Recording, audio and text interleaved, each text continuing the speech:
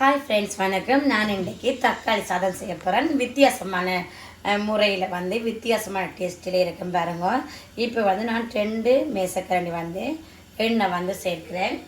அது எந்த எண்ணெய் என்றாலும் ஓகே. இப்போ அதோட நான் இப்போ பார்த்தீங்கன்னா பிரியாணி லீஃப் இந்த இது அன்னாசி ஸ்டார் மற்றது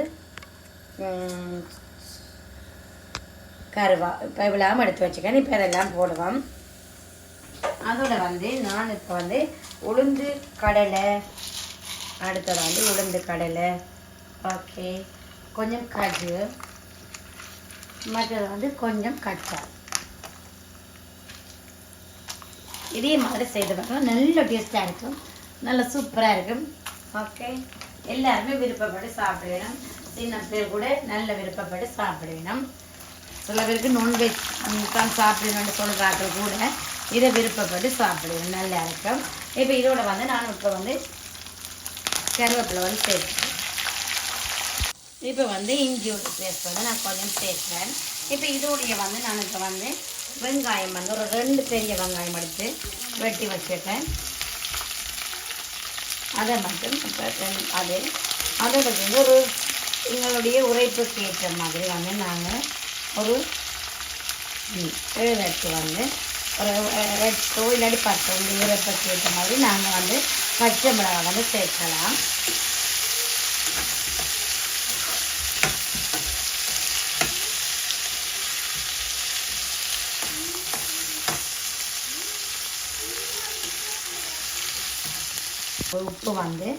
உப்பு சேர்க்கிறேன். இப்போ உப்பையும் சேர்த்துட்டு நாங்கள் இதோடைய இப்போ நான் 3 தக்காளி பெரிய தக்காளி வச்சு வச்சுறேன். அதோட பச்சை மிளகாயும் திருப்பி நான் எக்ஸ்ட்ரா 3 முழுசாக அப்படியே சேர்க்கிறேன். உங்களுக்கு நீங்கள் கொஞ்சமாக கட் பண்ணிவிட்டு லைட்டாக கட் பண்ணிவிட்டு அப்படி செய்யலாம். இப்போ நாங்கள் எல்லாமே போட்டாச்சு. இப்போ நல்ல வடிவாக வதங்கினா பிறகு தக்காளி பார்ப்போம். ஓகே, இப்போ பார்த்தீங்கன்னா நல்ல வடிவாக தக்காளியில் நல்ல வடிவாக வதங்கிட்டு நான் இன்னும் கொஞ்சம் கருவேப்பிலை இப்போ சேர்க்கிறேன். இப்போ இதோட நான் எடுத்து வச்சுக்கேன் பாருங்கள். 2 டேபிள் ஸ்பூன் மேசக்கரண்டியால் தனியாக மிளகாய்த்தூள், அதாவது நாங்கள் தனி மிளகாய்த்தூள் எடுக்கணும். குழம்புக்கு போடுறது நாங்கள் சேர்க்கக்கூடாது. மஞ்சள் ஒரு டீஸ்பூனாக எடுத்து வச்சுக்கிறேன். கரம் மசாலா 1 டீஸ்பூன் எடுத்து வச்சுக்கிறேன். இது கஸ்தூரி காஷ்மீர் சில்லி எடுத்து வச்சுக்கேன். அது கலருக்காவணி தான். இப்போ காரமங்களுக்கு அது வேற போகிறது இல்லை. கலருக்காவணி எடுத்து வச்சுக்கிறேன். இப்போ எல்லாத்தையும் நான் இப்போ சேர்க்கிறேன். இப்போ இது எல்லாத்தையும் நல்ல வடிவாக மிக்ஸ் பண்ணி விடுவோம். அந்த பச்சை வாசனை இல்லாத வரைக்கும் ஒரு 2 நிமிஷம் இப்படி நல்ல வடிவாக வறுத்து எடுத்தோம்னா ஓகே.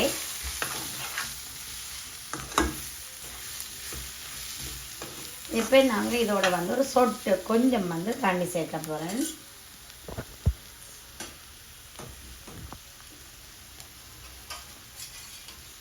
நான் இதில் கொஞ்சம் தண்ணி தான் சும்மா சேர்க்குறேன். எனக்கு மசாலாவை அப்படியே இடத்துல தான் சேர்க்குறேன். ஏன்னா நாங்கள் இதுக்கு ரைஸ் போட்டு செய்கிறதா இருந்தால் கூட தண்ணி சேர்க்கலாம். நான் இப்போ ரைஸ் ஆல்ரெடி ரெடியாக இருக்கிற ரைஸை தான் நான் இதில் சேர்க்க போகிறேன். அப்போ அதனால் நான் கொஞ்சம் தண்ணி அப்புறம் கொஞ்ச நேரம் அந்த பச்சை வாசனைக்காக இப்படி நான் விட போகிறேன்.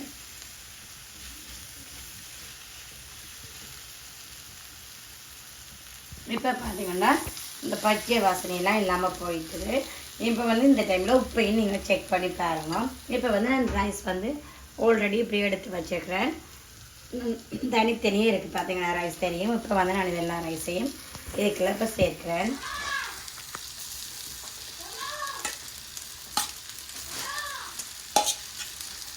இப்போ பார்த்தீங்கன்னா நல்ல வடிவாக நான் மிக்ஸ் பண்ணி எடுத்துட்டேன். இந்த பார்த்தீங்கன்னா தெரியும் உங்களுக்கு ஒரு ரைஸுமே உடையாமல் இருக்குது பாருங்கள். நல்ல பிரியாணி இது நீங்கள் கரம் மசாலா போடாட்டியும் பரவாயில்ல, உங்களுக்கு விருப்பம் சொன்னால் நீங்கள் பிரியாணி மசாலா நீங்கள் ஆட் பண்ணிக்கொள்ளலாம். பிரியாணி மசாலா கூட நீங்கள் ஆட் பண்ணிக்கொள்ளலாம். பார்த்தீங்கன்னா நல்ல வடிவாக இருக்குது பாருங்க. அதே மாதிரி உப்பு எல்லாம் உரைப்பு எல்லாமே நல்ல டேஸ்ட்டாக இருக்குது. இதே மாதிரி நீங்கள் செய்து பாருங்கள். நல்ல வடிவாக நல்ல டேஸ்ட்டாக இருக்கும். இப்போ நான் உருளைக்கிழங்கும் இதுக்கு உருளைக்கிழங்கும் ஃப்ரை பண்ணி போகிறேன். இப்போ அதை ஃப்ரை பண்ணிவிட்டு பார்ப்போம். ஓகே, இப்போ நான் உருளைக்கிழங்கு பொரியல் தான் செய்ய போகிறேன் தக்காளி சாதத்துக்கு. அதுக்கு வந்து நல்ல இது வந்து நல்ல பொருத்தமாக இருக்கும் இந்த இது வந்து. இப்போ 2 மேசக்கரண்டி வந்து எண்ணெய் வந்து விட்டுருக்கிறேன். இப்போ இதோட வந்து நான் கடுகு உளுந்து வந்து கொஞ்சம் சேர்க்கிறேன்.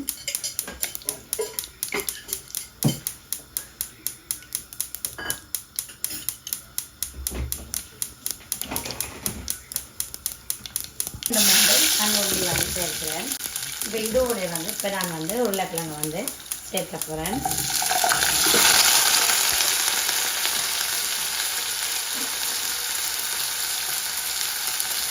இதுக்கு வந்து நான் தேவையான அளவு உப்பு வந்து சேர்க்கிறேன். நீங்களும் உப்பு வந்து தேவைக்கு ஏற்ற மாதிரி சேர்த்துக்கொள்ளலாம்.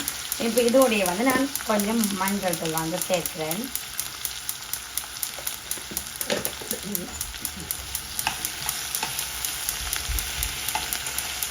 இதை நல்ல வடிவாக மிக்ஸ் பண்ணிவிட்டு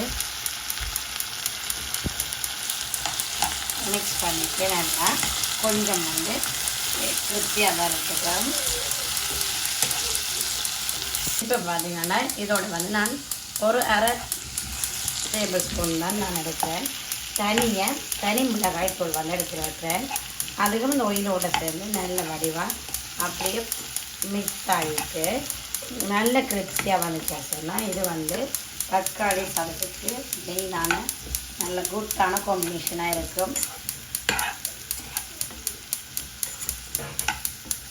நல்ல டேஸ்டியாகவும் இருக்கும். நல்ல வடிவாக பாருங்கள். இப்போ இந்த அளவு வந்து கரெக்டாக இருக்குது. பார்த்திங்கன்னா உரைப்பு வந்து நல்ல இதாக இருக்குது. இந்த டைமில் உப்பு பார்த்துட்டிங்கன்னா ஓகே. இது நல்ல வடிவாக அப்படியே பொரிஞ்சு நல்ல வடிவாக கிரிப்ஸியாக வந்துச்சுன்னா எல்லாம் ஒரு 2 மினிட்ஸால் பார்க்கணும். ஓகே.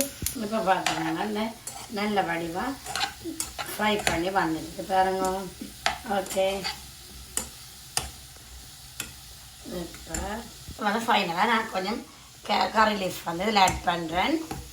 இப்படி லைட்டாக ஆட் பண்ணி போட்டு இப்போ வந்து நாங்கள் இனி சர்வ் பண்ணுவோம். ஓகே.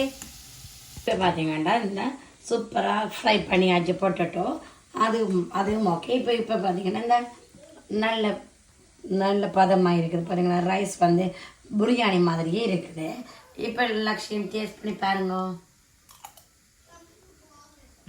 சூப்பராக உண்மையாக சொல்கிறேங்க. இதை வீடியோ இல்லை நிஜமா. ஓகே. இது நல்லா இருக்குது. உப்பு எல்லாமே உரைப்பு எல்லாமே வந்து பர்ஃபெக்டாக இருக்குது. இதே மெத்தடில் நீங்களும் ட்ரை பண்ணி பாருங்க. நார்மலாக எல்லோரும் செய்வீங்க. இது தெரியாத ஆட்களுக்காக வேண்டி தான் சொல்லணும். இப்போ ஸ்டார்ட் பண்ணுற ஆட்களுக்காக வேண்டி இதே மாதிரி செய்து பார்த்துட்டு என்ன மாதிரியானு சொல்லி கமெண்ட் பண்ணுங்க. அடுத்த வீடியோவில் சந்திப்போம். தேங்க்யூ. பாய்.